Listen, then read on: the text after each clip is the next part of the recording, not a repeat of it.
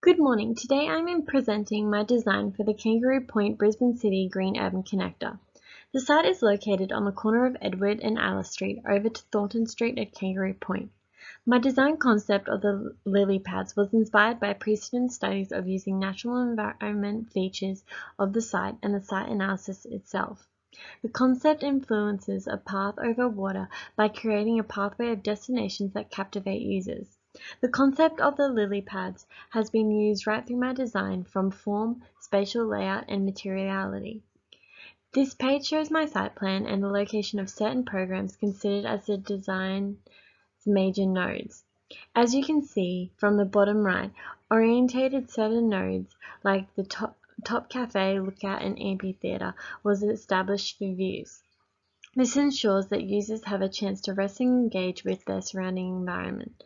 The amphitheatre is situated on Kangaroo Point side away from the noise of Brisbane City and also orientated there to not overpower the waterfront on the Brisbane City side.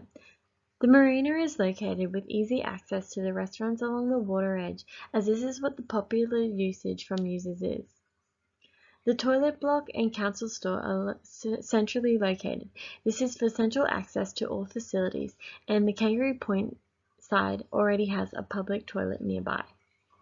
The piazza is designed to also be a walkway deck when not used for big gatherings like fireworks. This ensures that spaces are utilized at all times.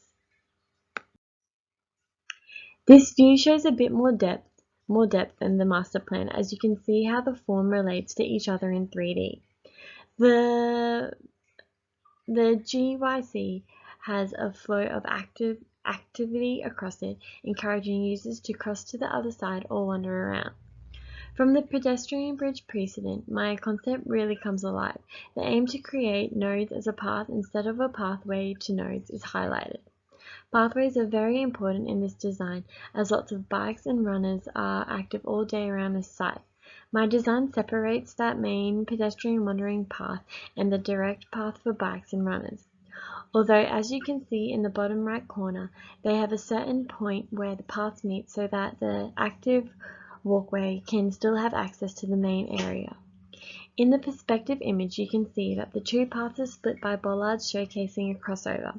Bike users are able to park their bike in the designated bike racks and enjoy the programs on the main walkway. The second precedent not only inspires how to use levels to interact with the surrounding context, but also uses different materials as an educational purpose for different areas.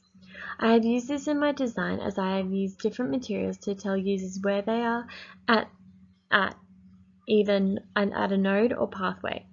Influenced from my concept, the nodes, just like lily pads, will have a brick pavement flooring. Lily pads each have their own individual pattern to stand out, and I have incorporated this in my design, as pavers create a unique pattern for a particular node.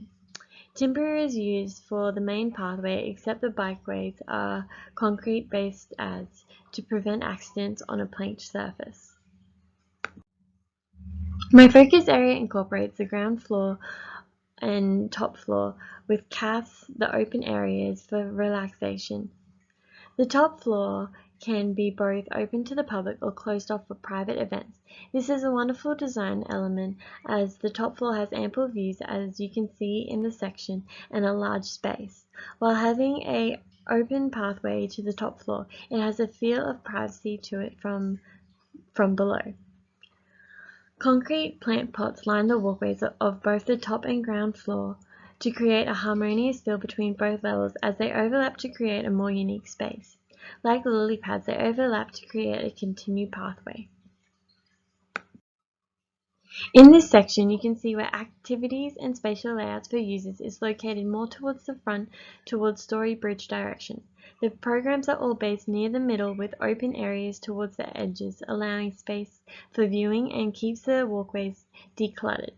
The exploded view also demonstrates this, with greenery and flat open areas located away from the top floor. This encourages users to venture out from the programs to enjoy the spaces of the GUC more towards the water. In the elevation, you can see that in the middle there is ample gap for boats to pass under the bridge. The middle of the bridge is flat, allowing easy access. Originally, the ramp for the top floor was very long and started as a connection on Thornton Street. Keeping with the ramp for inclusive design instead of stairs, the ramp starts behind the amphitheater, therefore having less distance to cover before arriving at a destination. In this perspective, you can see the harmonious balance of both the main nodes of the GUC. The balance created from the spatial layout and materiality used has created an aesthetic and inviting place for users. The use of natural materials and colors blended in with the natural environment on both sides of the river, creating a GUC that connects effortlessly. My final model features the overall GUC as a whole and certain significant nodes and features.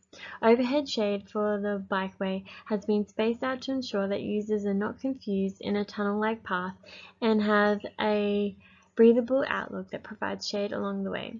The lily pad GUC is a tropical wonderland that provides users with ample activities and destinations in connecting both sides of the Brisbane River. Thank you.